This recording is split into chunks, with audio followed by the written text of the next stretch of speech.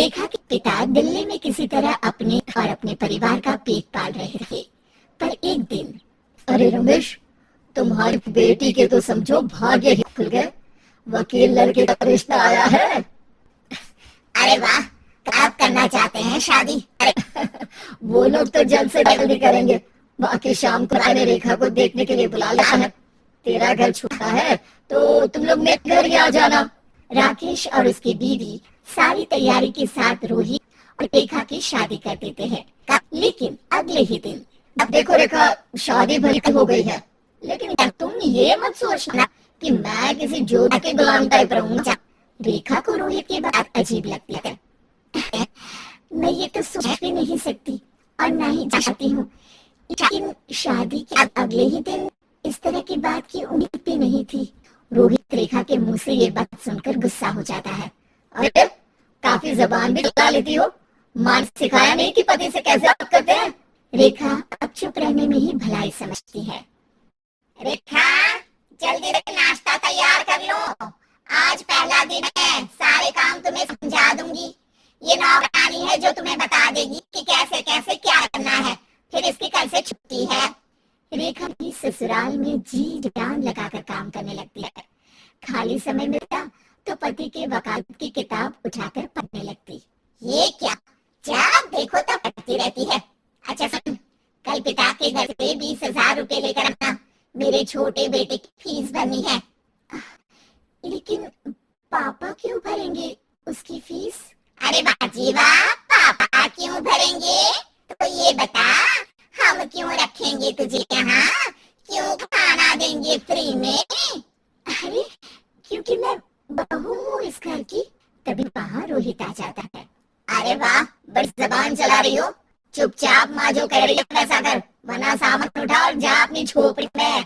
बेचारी रेखा क्या करती, पिता के घर जाती है, उनको सारा हाल बताती है।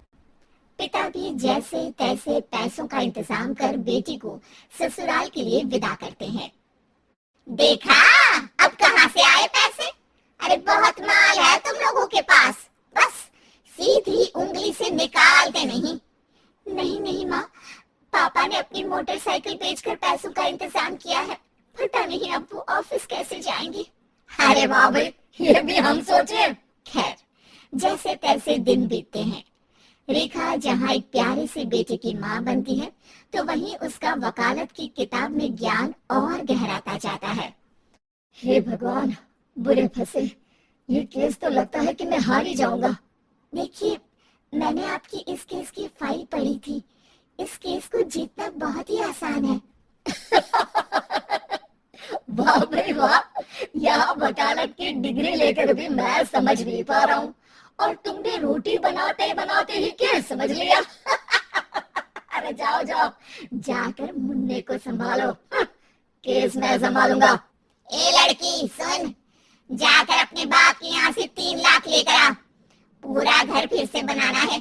छोटी की शादी करूंगी तो छोटी बहू को कहाँ रखूंगी? पूरा घर तो तूने घेर रखा है। ऐसा मत बोलिए माँ जी, पापा इतना पैसा कहाँ से लाएंगे?